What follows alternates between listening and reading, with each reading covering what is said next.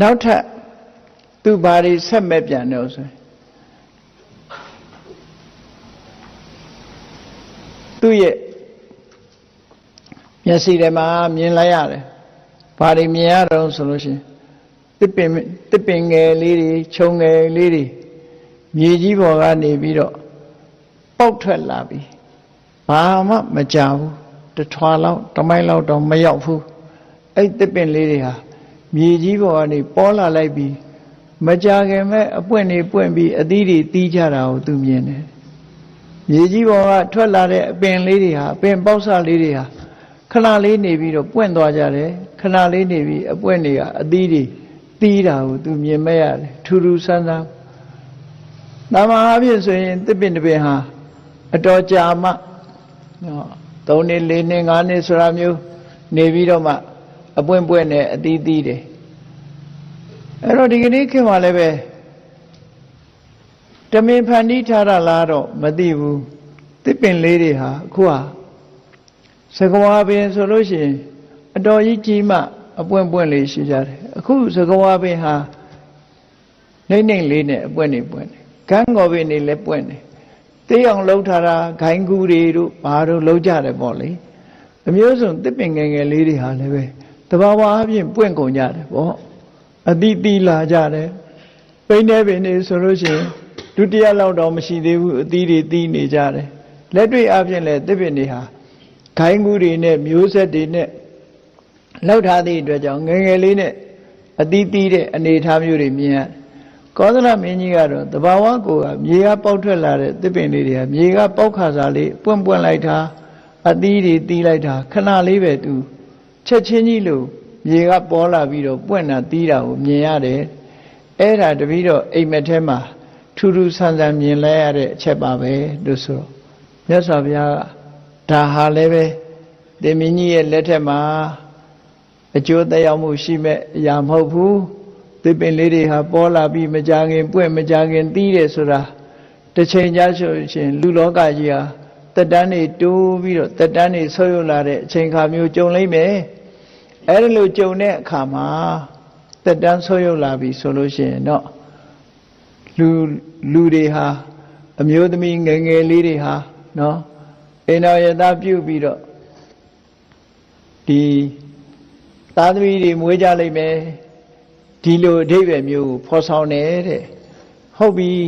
ဒီကနေ့ဂျာနယ်တွေထဲမှာကြည့်ရင်ကိုနဲ့သမီးကိုဝန်ဆောင်တာတို့ဒါမျိုးတွေပါတွေ့လာရပြီပေါ့နော်အဲ့ဒီလိုအနေအထားမျိုးတွေဖြစ်ပေါ်လာခဲ့တာပေါ့ဖြစ်ပေါ်လာခဲ့တယ်အဲ့တော့ကောသလရဲ့အိမ်မက်ရဲ့အတိုးကျွတ်တက်ရောက်မှုဟာတဖြည်းဖြည်းမှန်းလာပြီလို့ပြောရမှာပဲစက္ကဝတိသုတ်တံမှာမြတ်စွာဘုရားဟောထားတာရှိတယ်ဆယ်နှစ်တန်းရောက်လို့ရှိရင်တဲ့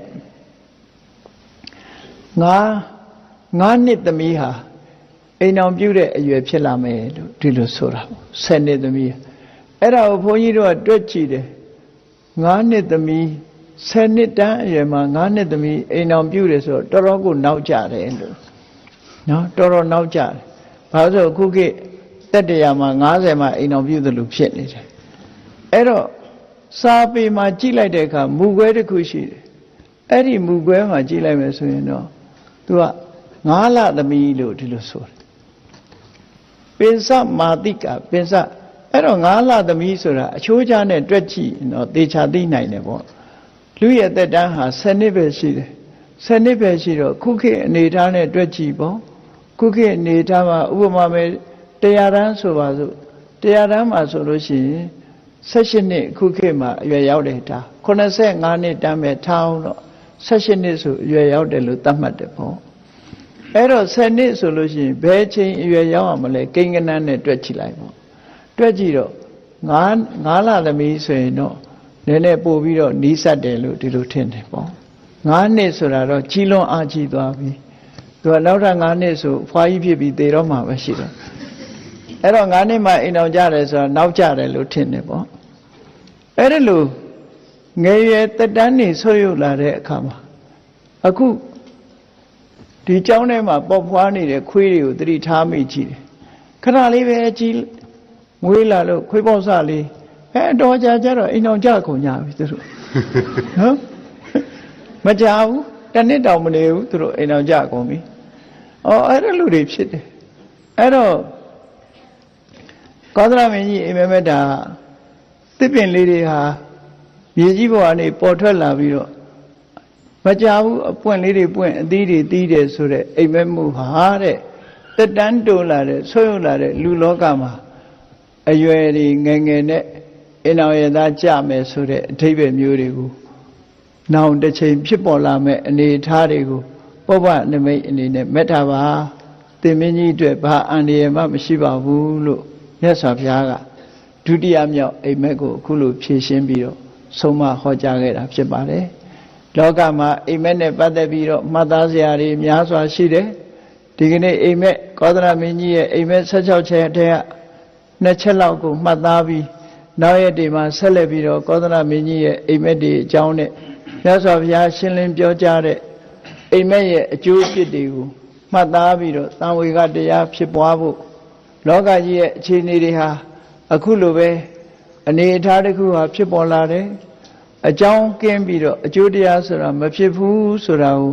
မှန်ကန်တဲ့အတွေးတွေကို